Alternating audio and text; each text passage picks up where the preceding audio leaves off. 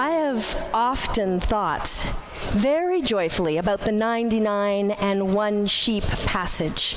I mean, to think that if I ever got lost, God would spare no expense to find me.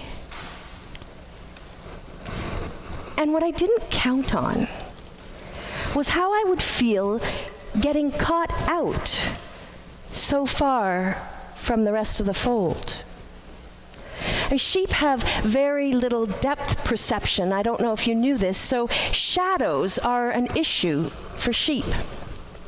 And Jungian psychology has taught us that we too have trouble seeing our own shadow sides. And I think maybe that's why John Newton, the author of Amazing Grace, called himself a wretch. Because in the act of being saved, you feel both jubilant and wretched. Because as you are being rescued and returned to the fold, you discover just how off course you took yourself. A week ago, I left this building on my way to North York for the citywide vigil, an event for 25,000 guests at Mel Lastman Square normally comes together in about 6 weeks, and we had 5 days. And as I made my way to the square, I prayed that we would be able to get the choirs off and on efficiently, create a moving order of service, and keep the Prime Minister of Canada alive.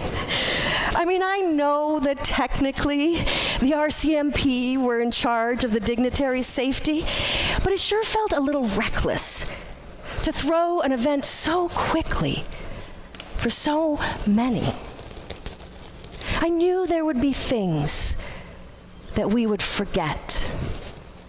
And I told myself to go into this with a big heart and a thick skin.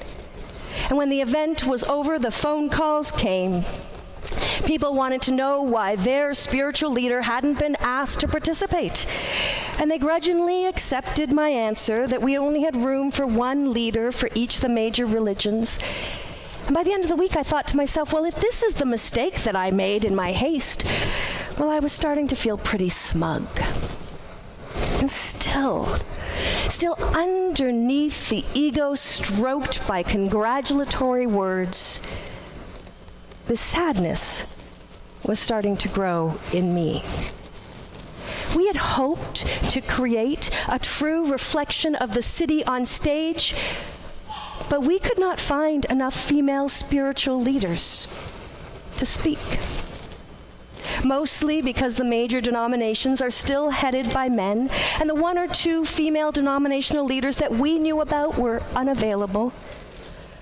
Of the 6 leaders that spoke, only 1.5 were women.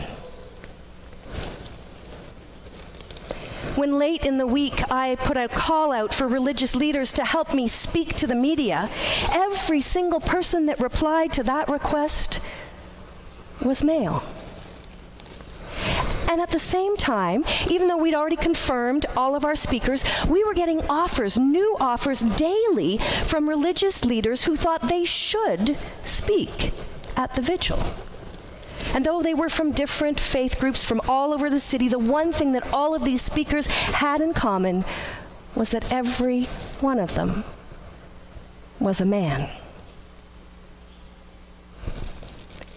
15 minutes before the event started, the stage manager came running over to me and said, "There are 3 male clergy backstage. They told security that they're here to speak. Can you please handle this?" And I went over to the men and I asked them if I could help them. And they said, "Yes, we were told by the organizer that we can speak today." And I smiled and replied, "I'm the organizer." And they backpedaled for quite a bit before letting me escort them off the stage. To keep things light that week, The planning team and I kept joking about male egos. But for some reason today, all I want to do is cry. So God created humankind in God's own image, male and female. God created them. In 1989, when 14 women from École Polytechnique were killed by Marc Lépine, there were debates for years about his motives. Though he'd left a written manifesto against women, though he told the men to leave the room so that he could shoot only women, though he had shouted about how feminism had ruined his life, it would take years and the work of many advocates for the murders to be called a hate crime. Eventually, December 6th became known as the National Day of Remembrance and Action on Violence Against Women. On Monday, April 23rd, 2018, a Facebook post appeared by Alec Manassians on his wall, hailing the work of Elliot Rodger, a misogynist who killed 6 people and injured 14. Alex's post said, "The incel rebellion has already begun." Then he, a man fueled by toxic masculinity, rented a van and drove down Yonge Street. And by the end of the day, it appeared that 8 women were killed just for being women. And 2 men lost their lives because they were standing by a group of women.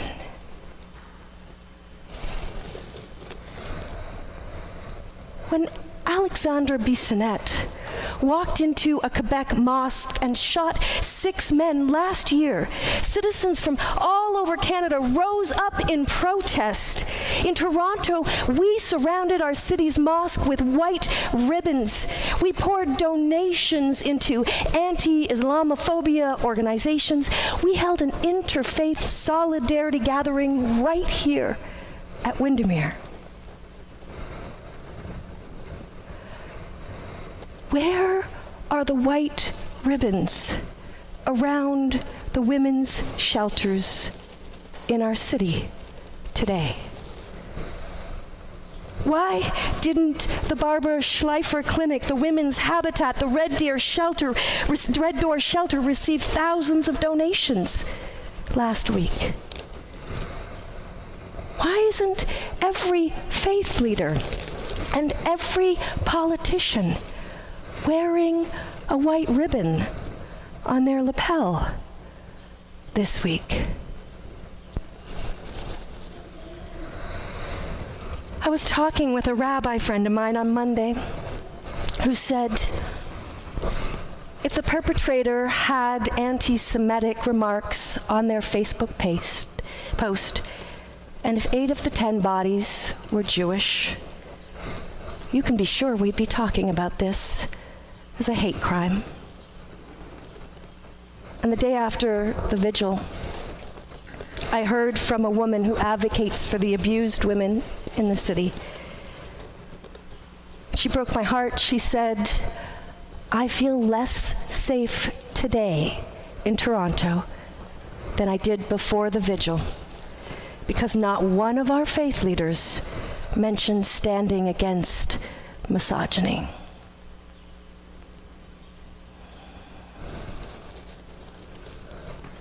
Why is it so hard for us to see the darker shadows cast by patriarchy?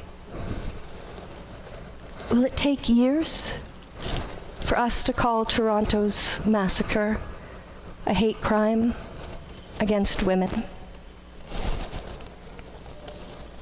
I feel wretched. I feel wretched because I was one of the organizers, and I said, nothing. They told me to prepare for questions from the media about violence against women, but none came. With very few exceptions, even the media refrained from using the terms misogyny or hate crimes. Yet, when the swastikas showed up last year on the black church and the Jewish synagogue in Ottawa, the police said it appears to be a hate crime. When Elliot Rodger is hailed and an incel rebellion is called for, why can't we at least say it appears to be a hate crime?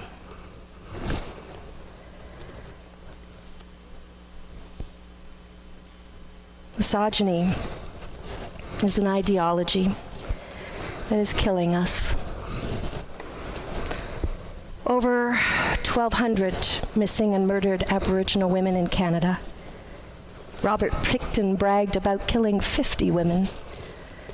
The two largest mass murders in recent Canadian history were against groups of women.